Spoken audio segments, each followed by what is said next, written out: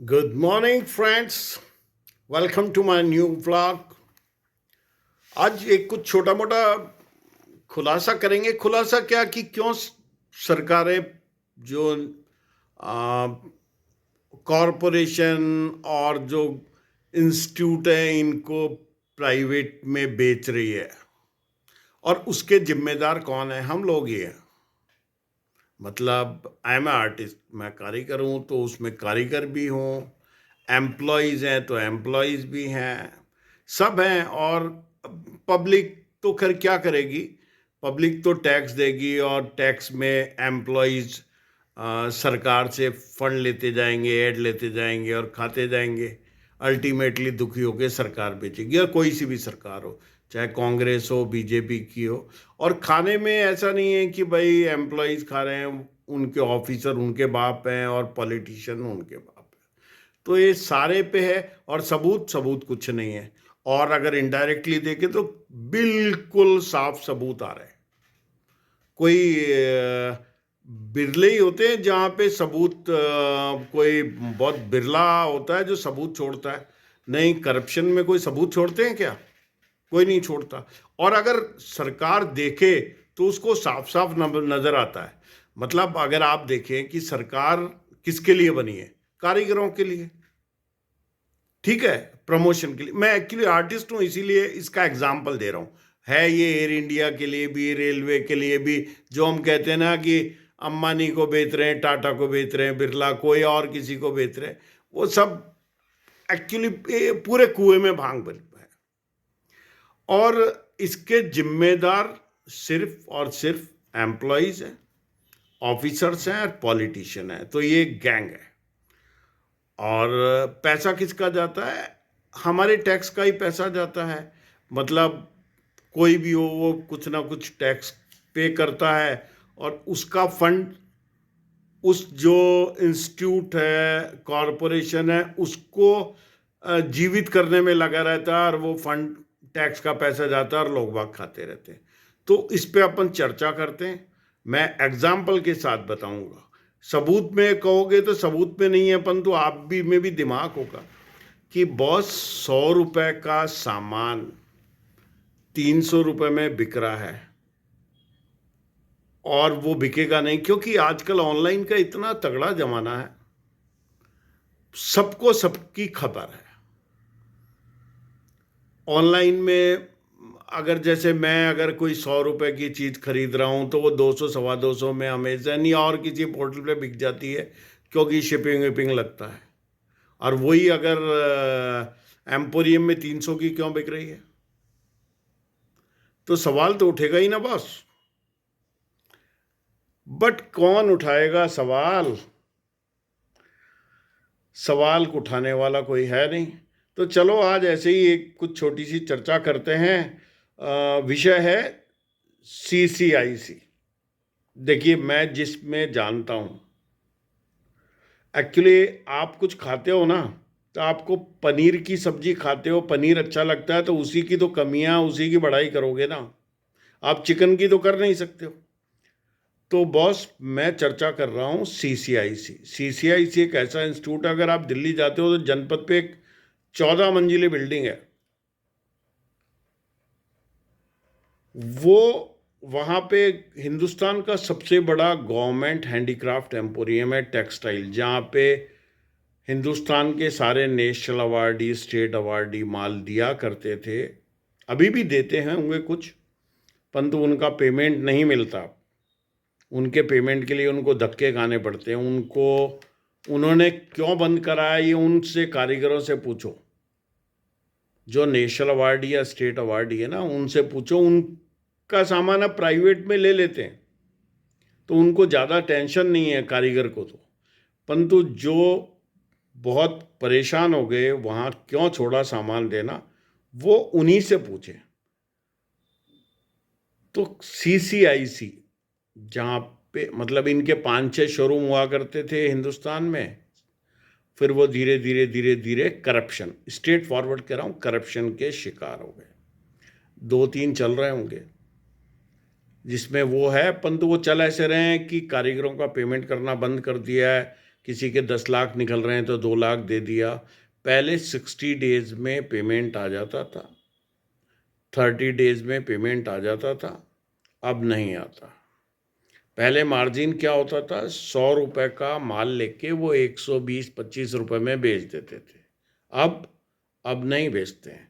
100 रुपये का माल, ऑफिशियली बता रहा हूँ मैं ये बात, 100 रुपये का माल लेके उनका मार्कअप 125% के आसपास है। और ऑफिशियली वो 100 रुपये पे का माल लेते हैं तो 95 रुपये या 90 रुपये पेमेंट करते हैं कारीगर को। ये तो ऑफिशियली है। अनऑफिशियली क्या करते हैं वो मैं भी नहीं बता सकता आपको, कितना % होता है, क्या होता है। तो अल्टीमेटली 100 रुपये का माल जो 90 रुपये में या 95 में देते हैं वो बिकता है वहाँ पे 250-250 रुपये। ठीक है बॉस। और उसके बाद अगर मैं किसी को, मतलब आप ही मानो कि मुझे, अगर मेरी कॉस्ट है 90 रुपये, मुझे चाहिए 70-80 रुपये मेरी कॉस्टिंग पड़ेगी, 10-20 रुपये मैं भी कमाऊँगा, मेरे भी बच्चे हैं, और मुझे किसी को पैसा देना पड़ेगा तो मैं तो गांठ से दूंगा नहीं। मैं उस 100 रुपये की कीमत कितनी कर दूंगा, 10% देना है तो 12 रुपये बढ़ा दूंगा, 15% बना है तो 18 बढ़ा दूंगा, 20% देना है तो 25 रुपये बढ़ा दूंगा। ये एड ऑन होता जाता है। अब इसका मतलब ये हुआ कि अगर 100 रुपये का माल कीमत वाला अगर कस्टमर के पास कॉटेज एम्पोरियम से जाएगा तो वो 300 रुपये में जाएगा। तो 300 रुपये में कौन है जो लेगा? या तो कोई किसी को जानकारी नहीं है। अब गोरे भी नहीं जाते, जो एम्बेसियों से जाते थे कोई नहीं के बराबर जाते हैं। अब वहाँ ख़रीदारी कौन करते हैं? जहाँ पे गवर्नमेंट इंस्टीट्यूट में बंदिशें हैं कि नहीं साहब प्राइवेट में नहीं लोगे, टेंडर लोगे, तो वहाँ पे कुछ जवाब नहीं देना होता, वो ख़रीद लेते हैं। और या कोई गिने चुने। तो जो पहले आप किसी एम्प्लॉय से पूछिए या 70-75 साल के किसी हैंडीक्राफ्ट के जो खरीदार थे, जो शौकीन थे, वो कॉटेज जनपद पे पुरानी बिल्डिंग पे शोरूम होता था, वहाँ पे पूछिए, वो 1-1 घंटे 2-2 घंटे कैश काउंटर की लाइन पे लगा करता था। इतनी भीड़ होती थी। माल कारीगर जमा कराता था, दूसरे दिन उसको ऑर्डर मिल जाता था, उसका माल इतनी जल्दी ख़त्म होता था। अब 6 महीने में नहीं जाता कारीगर, क्योंकि माल नहीं बिकता है। तो ये हालात क्यों हुई? ये सारी हुई करप्शन के चक्कर में। अब सरकार वो पेमेंट नहीं दे पा रहे, सरकार फंड देती जाएगी, हैंडीक्राफ्ट बोर्ड देगा और कुछ सरकार फंड देगी, कब तक देगी? अल्टीमेटली क्या करेगी? यार एक घाटे का है तो कब तक कर देंगे? मतलब जनता का पैसा है, कब तक उस मृत्यु शैया में पड़े हुए हैंडीक्राफ्ट का जो करप्शन में डूबा हुआ है उसको कब तक देंगे? वो अल्टीमेटली बेचेगा, सरकार बेचेगी। उसको खरीदेगा कौन? आप में से कौन खरीदेगा? आपके पास होगी 2 करोड़ की, 5 करोड़ की, 10 करोड़ की, 20 करोड़ की, उसको खरीदेगा कोई 1000, 2000, 5000, 10,000 करोड़ का, जो कोई सेठ, जो बिरला, टाटा, अंबानी, कोई अडानी या और कोई, मतलब ऐसे बहुत सारे हैं। ऐसे हिंदुस्तान में सैकड़ों हजारों लोग हैं जो खरीदेंगे। अब आप कहते हो साहब कि यही सेम होता है रेलवे में करप्शन पे। एक्चुअली ये सारे जो शिकार है करप्शन के, और कोई नहीं है जो इनको स्थापित करा था। और करप्शन में ये कांग्रेस के टाइम भी था, ऐसा नहीं था कि कांग्रेस के टाइम, वहाँ पे भी करप्शन हो रहा था। बीजेपी के, मतलब वहाँ पे, अच्छा पॉलिटिशियन कम होंगे, उनको पता नहीं होगा कि क्या है क्या, वो बड़ी डीलों में लग रहे होंगे, तो ये तो छोड़िए। तो बॉस, हम लोग केवल गालियां देते हैं कि सरकार ने माल बेच दिया। सरकार क्यों बेच रही है? घाटे में बहुत दिन तक। आप कोई प्राइवेट का में काम कर लो, कितने दिन कर लोगे घाटे में? आप अगर सेठ हो ना, बढ़िया हो, कोई इंडस्ट्री चला रहे हो, कोई हैंडीक्राफ्ट का किसी भी चीज़ का शोरूम चला रहे हो, लॉस में कब तक बेच लोगे? आपका माल ही नहीं बिक रहा है। अब अल्टीमेटली आप भी कहोगे अरे यार मारो गोली, इसको दूसरा धंधा कर लेते हैं। कोई छोटा व्यापारी होगा तो कहेगा मैं कहीं नौकरी कर लेता हूँ। करते जाओगे क्या घाटे में काम? सरकार क्यों करेगी? जनता का पैसा, जो हमारा टैक्स का पैसा है, वो उन एम्प्लॉइज को कब तक देती रहेगी? तो भाई साहब, वहां पे जो करप्शन है, मतलब आप सिंपल सा पूछ लीजिए कि भाई 100 रुपए का माल 300 रुपए में क्यों बेच रहे हो? तो बिकना वही है। अब 100 रुपए की चीज 150 रुपए में, 200 रुपए में बेच दो, इससे ज्यादा में नहीं बिकेगी। और पेमेंट, आपको पेमेंट है अब, मतलब मेरे जैसे, मैं आपको बताऊं, I am a partly handicap.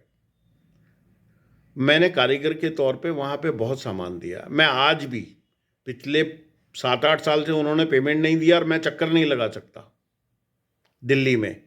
मेरा 8-10 लाख रुपए बाकी है वहाँ पे, परंतु कोई किसी को जू नहीं रेंग रही है। और वहाँ पे मतलब मेरे जैसे सैकड़ों लोग हैं और उनको पता है भी ये बंद होने वाला है, खाक हुआ के चल जाएंगे, कोई हिसाब नहीं है। मतलब हिसाब का मतलब है, जो उनको लग रहा है बैड डेब्ट्स हैं, तो वो गलत एंट्रियां कर करके और वो पैसे निकाल के बजट करके और खा रहे हैं। और उसमें ये नहीं कि छोटा एम्प्लॉय, बड़े ऑफिसर सब कर रहे हैं। तो बॉस, आप इसके लिए कभी भी ऐसी आवाज नहीं उठाएं कि सरकारी उपक्रम बिक रहे हैं। बिकेंगे, और बिकेंगे वो हमारी वजह से, और हम में से ही एम्प्लॉय हैं। So thank you, God bless. कोशिश करिएगा इस वीडियो को शेयर करें, चैनल को सब्सक्राइब करेंगे तो ऐसे मुद्दे हैं। वैसे मैंने आपको बता दूं कि हैंडीक्राफ्ट का काम छोड़ दिया है, बहुत कम कर दिया है। डॉटर हैं वो कर रही हैं। डॉटर ने एक वेबसाइट चलाई है vintagegali.com, उस पर बहुत अच्छा रिस्पॉन्स आ रहा है। उस पर आप जाइए, क्लिक करिए। अगर आपको लगता है सस्ता है और अच्छी क्वालिटी है तो ही खरीदिएगा। कोई रिकमेंडेशन नहीं है कि मेरी बेटी है तो आप उस वेबसाइट पे, कोई एडवर्टाइजमेंट नहीं है। अगर कंपेयर कीजिए कि VINTAGEGULLEY.com, उस पर अगर आपको सस्ता सामान बिकता है तो ही आप खरीदिएगा। आप कंपेयर कर लीजिए, 5-7 तो बड़े पोर्टल हैं, 5-7 बड़े जो हैंडीक्राफ्ट के डीलर हैं, और ऑफलाइन स्टोर पे। अगर आपको लगे सस्ता है तो खरीदिए, नहीं तो बिल्कुल मत खरीदिए। मतलब अगर कोई महंगा क्यों खरीदेगा? तो कोई ज़रूरत नहीं है। मैंने बस ऑफ रोडिंग चालू कर दी। उन्होंने मुझे एक गाड़ी गिफ्ट दी। मेरे पास 2 से एक स्टोर है जहाँ सप्लाई करता हूँ। मैं गवर्नमेंट स्टोर पे नहीं करता हूँ। मैं जहाँ सप्लाई करता हूँ, अब वो भी उनके जिम्मे छोड़ दिया, बेटियों के जिम्मे, कि भाई अब मेरे को घूमने के लिए 20-25-30 हज़ार रुपये दे दो। मैं घूमूँगा, गाँवों में घूमूँगा, ट्राइबल एरिया में घूमूँगा, पहाड़ों में घूमूँगा, और अपनी ज़िंदगी ऐसे ही निकालूँगा।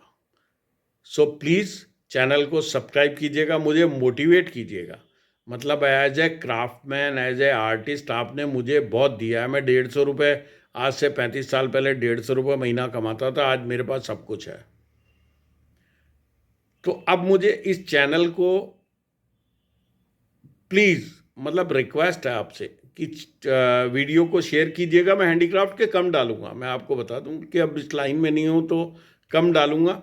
तो हैंडीक्राफ्ट के कम है, परंतु मैं आपको बहुत लोगों से मिलवाऊंगा।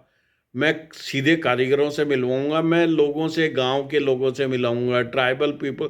मतलब मैं, मेरा जो है कि एक पागलपन है, मैं उसकी तरफ जा रहा हूँ और कोशिश करूँगा आपसे मिलवाता रहूँ। So thank you, God bless you.